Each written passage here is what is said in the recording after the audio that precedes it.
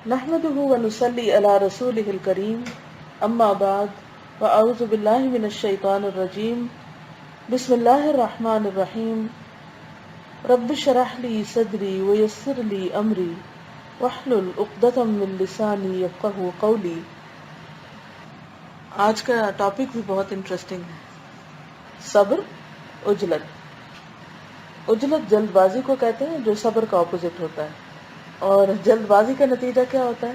کہ ہم پینک ہو جاتے ہیں اور اس میں پھر غلط فیصلے ہوتے ہیں۔ قرآن میں رسول اللہ صلی اللہ علیہ وسلم کو حکم دیا گیا کہ پس تم صبر کرو، جس طرح ہمت والے پیغمبروں نے صبر کیا، اور ان کے لیے عجلت نہ کرو، یعنی اپنے دشمنوں کے لیے، انکار کرنے والوں کے لیے ان کے انجام کی جلدی نہ طلب کرو۔ سورۃ الاحقاف آیت 35۔ اس سے معلوم ہوا کہ ایک ہے صابرانہ عزیمت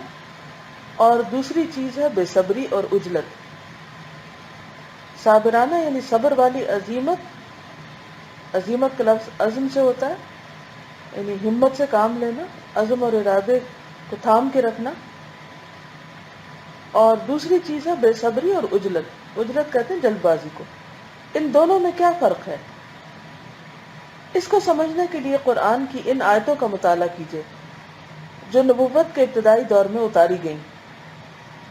سورۃ المدثر کی آیت نمبر 1 سے 7 تک۔ یا ایھا المدثر قم فانذر وربک فکبر وثیابک فطہر والرجز فہجر ولا تمنن تستکثر ولربک فاصبر۔ اے کپڑے میں لپٹنے والے، اٹھ اور لوگوں کو ڈرا، اور اپنے رب کی بڑائی بیان کر، اور اپنے کپڑے کو پاک رکھ،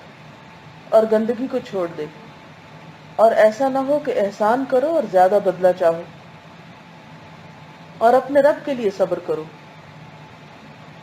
سورۃ مدثر کی ان آیات کی روشنی میں مذکورہ فرق کو متعین کیا جائے تو وہ یہ ہوگا کہ موجودہ حالات میں صرف انہی چند احکام پر عمل کرو اور بقیہ تمام معاملات کو صبر کے خانہ میں ڈال دو۔ یعنی نبوت کے آغاز میں چند ایک مختصر احکام دیے گئے کہ میسج کنوے کرنے کے ساتھ ساتھ کچھ ذاتی زندگی میں تبدیلی کا مطالبہ ہے، جس میں خاص طور پر جسم کی، بدن کی، کپڑوں کی صفائی، اور پھر بہترین اخلاق کا مظاہرہ کہ احسان اس لیے نہ کرو کہ اس کا زیادہ بدلہ ملے، اور ان سب باتوں کے بعد اپنے رب کے لیے صبر کرو، یعنی انذار اور تبشیر کے انداز میں۔ انذار کہتے ہیں ڈرانے کو، اور تبشیر کہتے ہیں خوشخبری دینے کو۔ انذار اور تبشیر کے انداز میں لوگوں کو مسئلہ آخرت سے آگاہ کرو۔ اللہ کی عظمت و کبریائی تمہارا موضوع کلام بن جائے، یعنی جہاں بیٹھو، جب بات کرو، اللہ کی بڑائی بیان کرو۔ عام طور پہ ہمارا طریقہ کیا ہوتا ہے کہ جہاں بیٹھتے ہیں اپنی خوبیاں، بچوں کی خوبیاں، خاندان کی خوبیاں، بڑائیاں، شیخیاں، یہ سب بگاڑنے لگتے ہیں۔ لیکن ایک داعی کا کردار کیا ہوتا ہے کہ وہ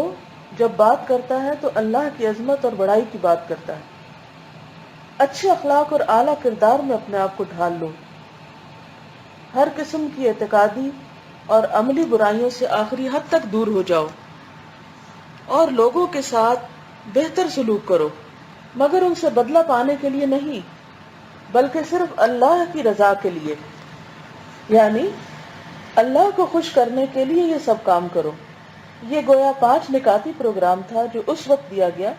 اگرچہ اس وقت مکہ میں اس کے سوا بہت سے مسائل تھے، مثلا کعبہ میں 360 بتوں کا ہونا، سماج میں طرح طرح کے جرائم، مکہ کی پارلیمنٹ دارالندوہ پر مشرکین کا قبضہ، عرب میں رومی امپائر اور ساسانی امپائر کا سیاسی نفوذ، یعنی یہ اس وقت 2 عالمی قوتیں تھیں اور ان کے کافی اثرات تھے عربوں پر،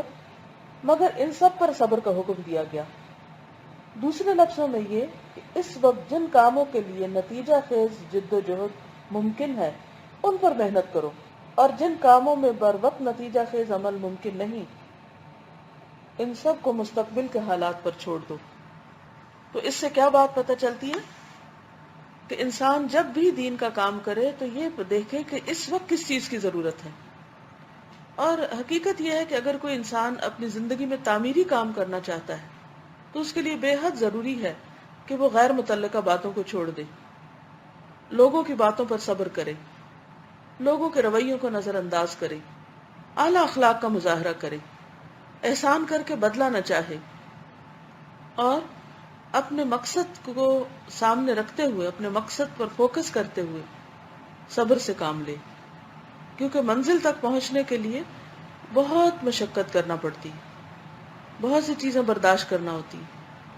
اور جب تک انسان اس منزل تک پہنچ نہ جائے اس وقت تک اس کا دھیان ادھر ہی لگا رہے، اس کی نگاہیں اسی طرف اٹکی رہیں، اور کوئی بھی ایسی سچویشن، کوئی بھی ایسا واقعہ، کوئی بھی ایسی بات جو انسان کو ناپسندیدہ لگے یا ناگوار گزرے یا تکلیف دہ ہو، ان سب چیزوں کو نظر انداز کرتا رہے، جلد بازی نہ کرے،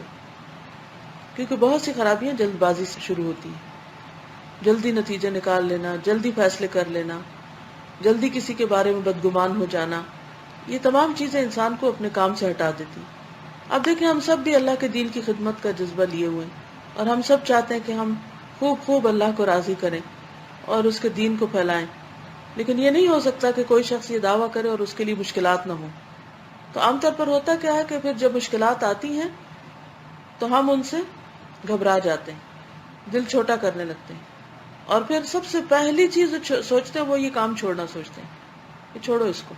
اور آج تو آپ سب کے صبر کا بہت امتحان ہوا، اور ہو سکتا ہے کہ کچھ لوگ گھبرا کر عجلت میں روم چھوڑ کر بھی جا چکے ہیں کہ چلے پھر کبھی سن لیں گے، لیکن یہ ہے کہ الحمدللہ جن لوگوں نے صبر سے کام لیا انہوں نے کچھ نہ کچھ بہرحال سیکھا۔ تو اللہ تعالی ہم سب کو عمل کی توفیق دے، انشاءاللہ زندگی رہی اور اللہ نے وسائل دیے رکھے تو آپ سے مزید بھی بات ہوگی۔ اللہ تعالی ہم سب کو عمل کی توفیق دے اور واقعی صبر کرنے والا بنائے۔ وآخر دعوانا ان الحمدللہ رب العالمین۔ سبحانک اللہم وبحمدک، نشہد ان لا الہ الا انت، نستغفرک ونتوب الیک۔ السلام علیکم ورحمۃ اللہ وبرکاتہ۔